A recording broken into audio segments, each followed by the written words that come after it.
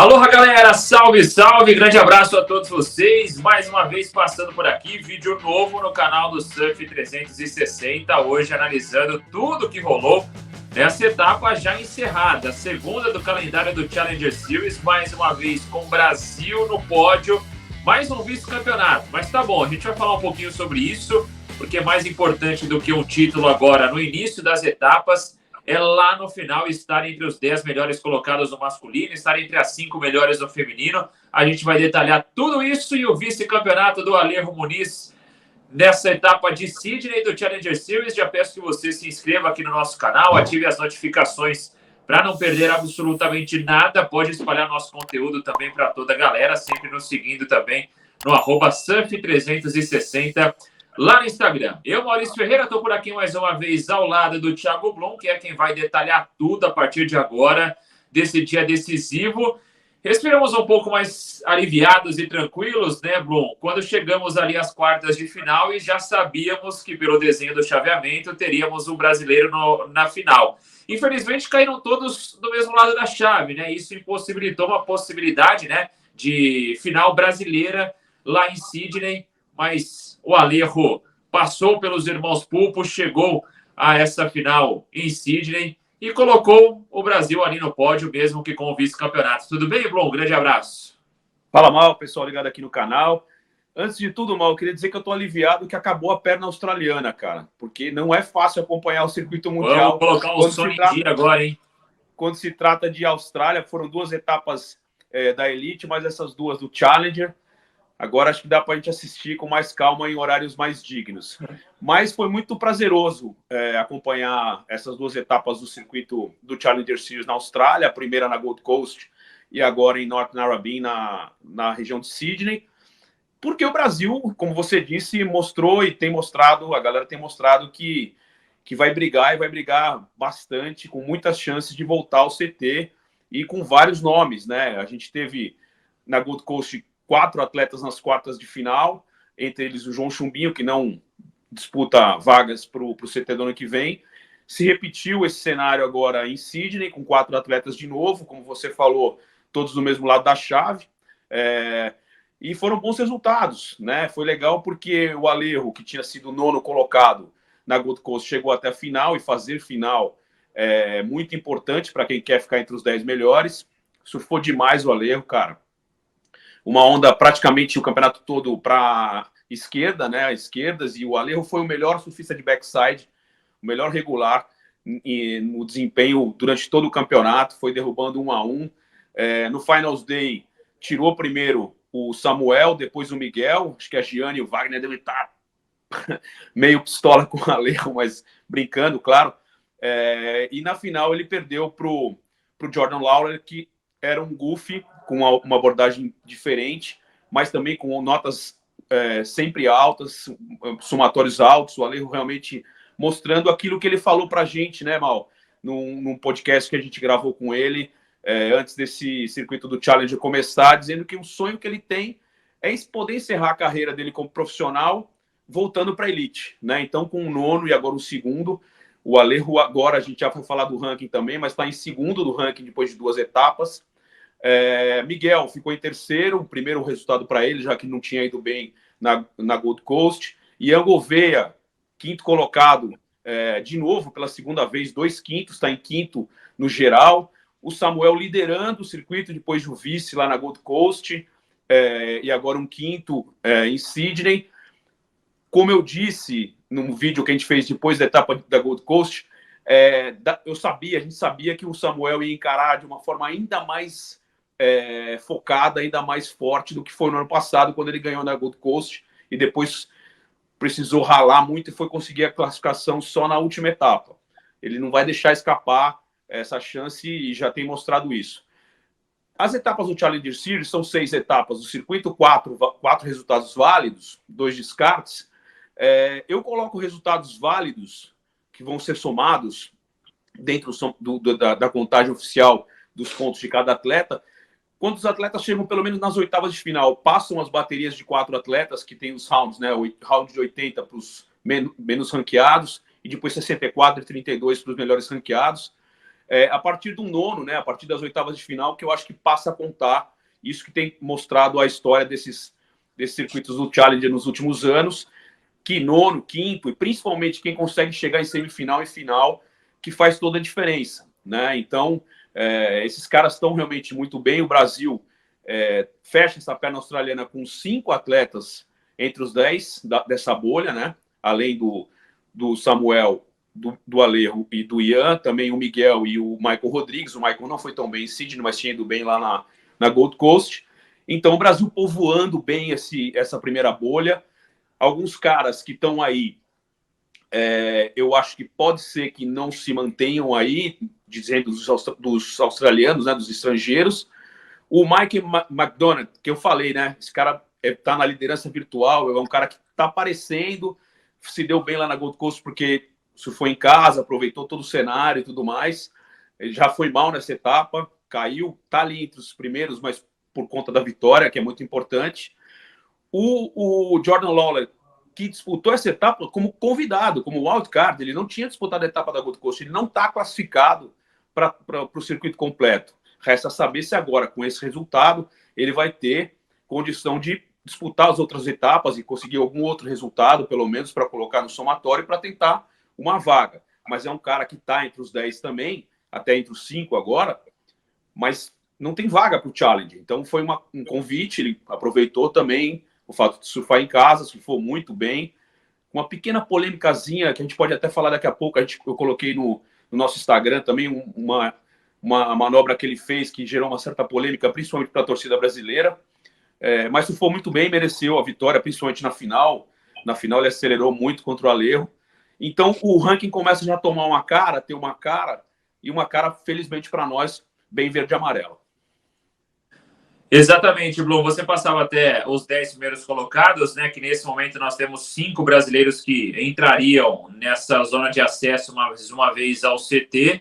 E acho que é muito disso, né? Fica uma dúvida ainda. Os brasileiros nós já conhecemos e sabemos de tudo que eles podem apresentar nessas 4 etapas ainda restantes do Challenger Series. Mas aí ficam as incógnitas em relação ao Mike, também ao Jordan, aos australianos principalmente, né? 2 que venceram agora nessas etapas da perna australiana, mas que a gente não sabe ainda como vai ser a desenvoltura nas próximas etapas. O que esperar, por exemplo, de Balito, etapa que será disputada, será realizada só ali no início do mês de julho. Então tem muita coisa para mudar dentro desse top 10, mas o quanto antes essa turma brasileira fosse consolidando e que essas outras vagas, essas sim, sejam rodadas entre outros competidores, para o Brasil isso é ótimo que aconteça, para que depois tenhamos, ao fim das 6 etapas, o maior número possível de brasileiros dentro desse top 10. Vamos falar um pouquinho dessa questão, então, da arbitragem mais uma vez, Blum. Você ontem destacava, né? Colocamos os vídeos ali até no nosso Instagram, para quem quiser comparar as duas ondas, e aí fica a questão do quanto o Ian talvez não tenha sido, né, julgado corretamente quando a gente faz o comparativo, principalmente ali já no finalzinho da onda, né? Aquela questão de você segurar em cima da prancha para poder completar a sequência de manobras. Você falou Ian, mas na verdade foi o Caio Belli nas oitavas de final. Caio, desculpa, eu ia falar do Ian, porque eu estava de olho nele aqui no top 5. O Caio, desculpa isso. O Caio nas oitavas de final fez um laybackaço, uma manobra muito forte, ele precisava de nota. Talvez nem conseguisse a nota que ele precisava, não lembro agora exatamente quanto ele precisava. E deram algo em cima, a 1,27, alguma coisa nesse nível, 1,29, se não me engano, alguma coisa. E realmente foi uma manobra completa, na minha visão. E aí a polêmica ficou ainda maior quando teve ontem essa bateria do Jordan Lawler contra o Eli Hanneman, que ele precisava de nota, e tirou um 9, quase 9,5, numa manobra que depois que ele completou o aéreo com rotação completa, ele levantou os braços e logo depois levou uma lambada da segunda parte da espuma da onda. Na minha opinião, e a gente colocou isso no Instagram, e muita gente, até surfistas profissionais, uma galera analisou, na minha opinião, e muita gente concorda comigo, de que as duas ondas eram válidas. E que é preciso ser revista essa questão dos 3 segundos. Porque, o cara completou a manobra. Fez a celebração, né? Fez o claim ali, e tá tudo certo. Depois, se o cara desequilibrou, perdeu, a manobra estava completa. O Caio é a mesma coisa. Ficou mais claro. Acabou rolando um pouquinho essa polêmica da torcida brasileira de novo. Pô, o cara australiano e o Caio brasileiro e tal. Porque no caso do Caio, o Caio ficou mais tempo em pé do que o Jordan. Ficou de fato. Não sei se ficou 3 segundos, eu não parei para cronometrar direitinho. Mas essa regra dos 3 segundos precisa ser revista, na minha opinião, porque o cara completou a manobra, fez a manobra, aí tem que ficar batendo barata, matando barata ali, só para ficar em cima da. Opa, 3 segundos, tá tudo certo.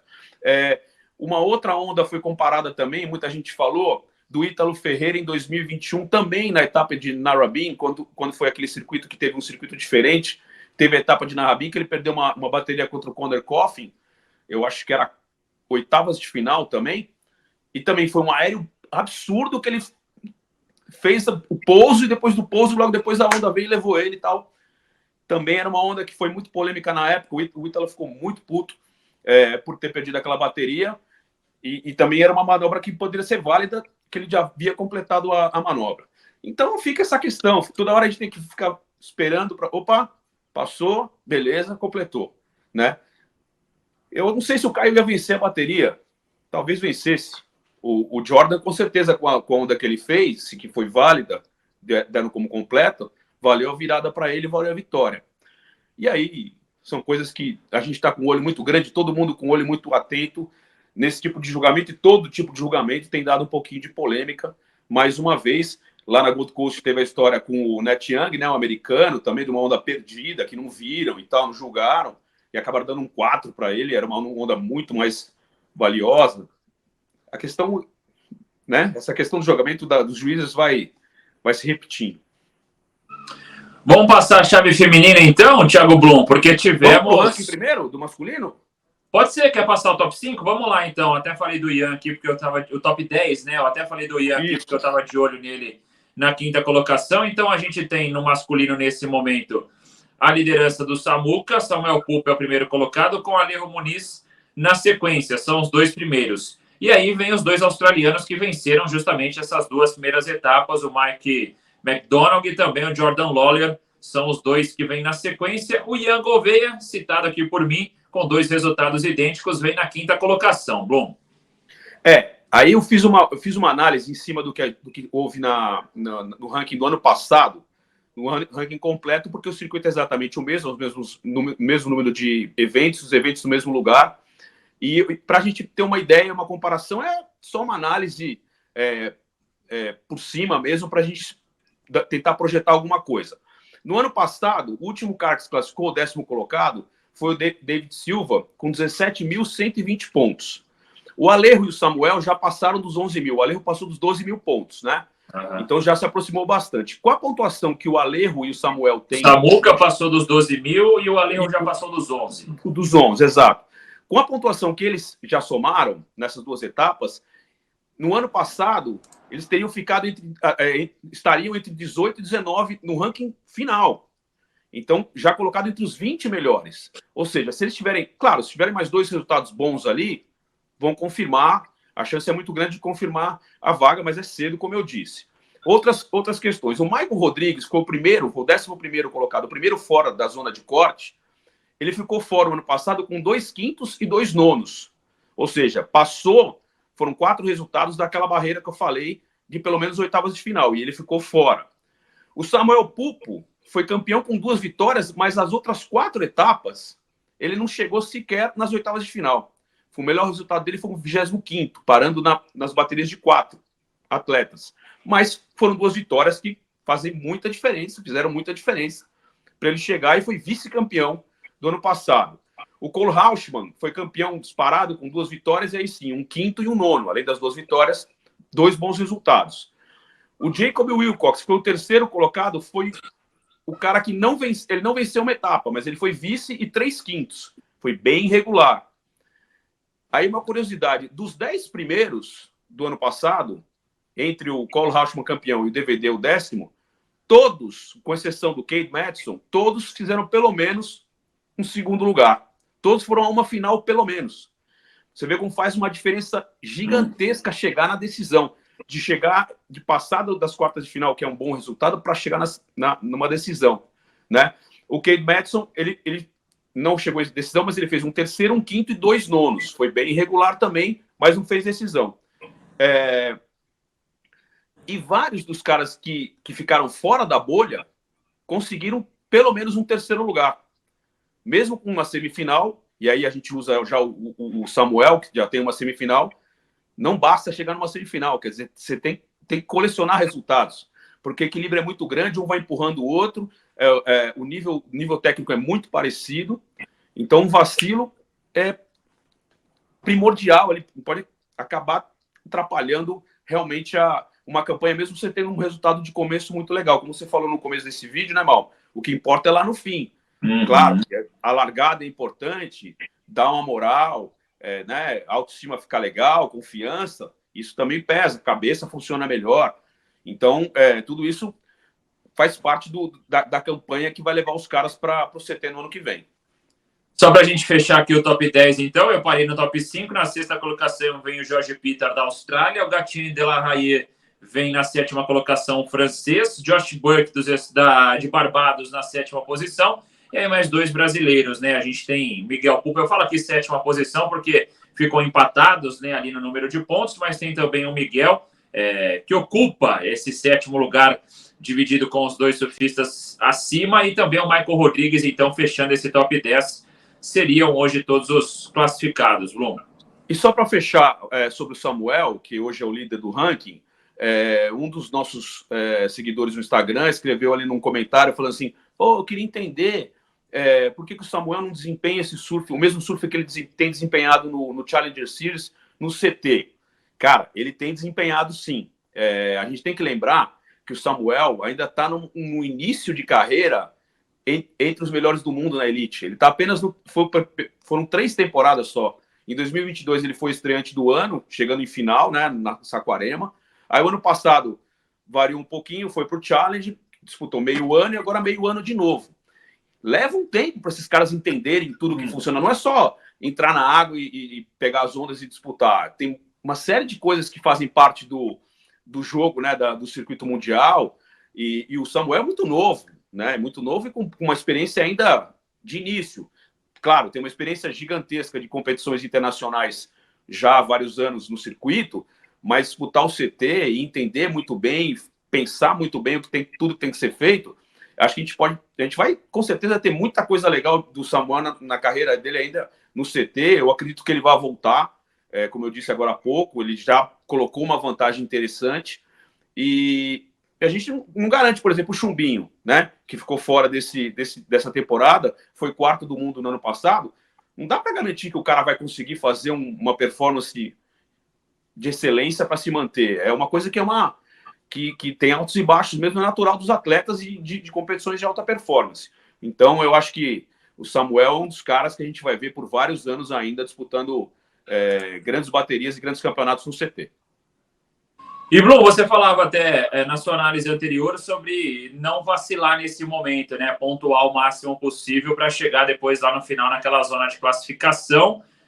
Na chave feminina, nosso assunto agora aqui nesse vídeo do canal do Surf 360, nessa etapa agora, principalmente em Sydney, vacilamos nos resultados femininos, né? Não tivemos nenhuma brasileira avançando a essa fase mais aguda, né? A partir das oitavas de final, nenhuma participação brasileira no título que foi conquistado pela australiana Isabella Nichols, batendo na decisão a canadense Erin Brooks, que nesse início do Challenger Series tem praticamente ali dominado essas ações, né? Já havia vencido na Gold Coast, fez mais uma final dentro daquela conta. Não sei se você está com ela aí também para o feminino, mas a Erin Brooks já está com 17.800, quase 18 mil pontos, 2 resultados que já colocam a canadense muito próxima do CT em 2025.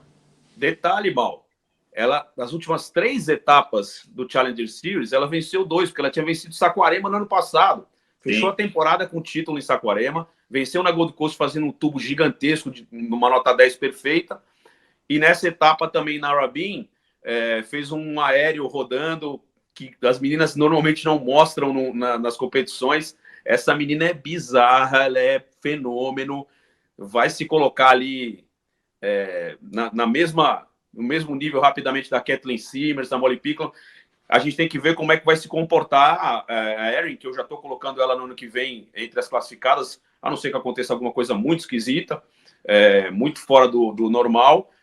Como é que ela se comportaria em ondas como Sunset, Pipeline? Eu não a vi surfando e competindo nessas ondas ainda, como as meninas do CT já mostraram. Mas a Erin é um fenômeno. Foi muito legal a final entre ela e a Isabela, porque quando a Isabela Nichols, que estava na segunda bateria da semifinal, se classificou, elas se encontraram ali naquele painel onde a WSL faz a entrevista pós-bateria, e a Isabela olhava para ela com um olhar de, nossa, sabe, um respeito de uma garota, uma mais experiente, respeitando e admirando uma garota pelo que ela tinha acabado de fazer. Aí as duas foram para a água na bateria final, e a Isabela abriu vantagem, começou a colocar vantagem e tal, e chegou ali nos 2 minutos e meio, 2 minutos finais da bateria, a Erin precisando de nota, e a Isabela com prioridade, e a Erin ficou mais pro inside, pegando meio qualquer onda, assim, e tentando dar aéreo, cara. Aí uma hora ela tentou dar um aéreo que ela quase completou, cortaram a imagem para a Isabela tava assim, né, falando, nossa, ela quase conseguiu, quer dizer, né, e a preocupação, e na hora quando as duas saem da água, aquela coisa de pegar a Isabela para botar no ombro, para ela tirar para o título e tal, as atenções ficaram mais para a menina canadense do que para a australiana, que era da casa, que foi campeã. Todo mundo olhando para ela, esperando ela ter uma reação, quer dizer, todo mundo admirado e realmente de boca aberta com o que a menina está fazendo em vários tipos de onda diferentes. Então, é um fenômeno, tá, como você disse, na liderança com mais de 17 mil pontos. A Isabela Nichols mesmo, que no ano passado foi a 5ª colocada do Challenger, se classificou, somou 22 mil pontos em 6 etapas.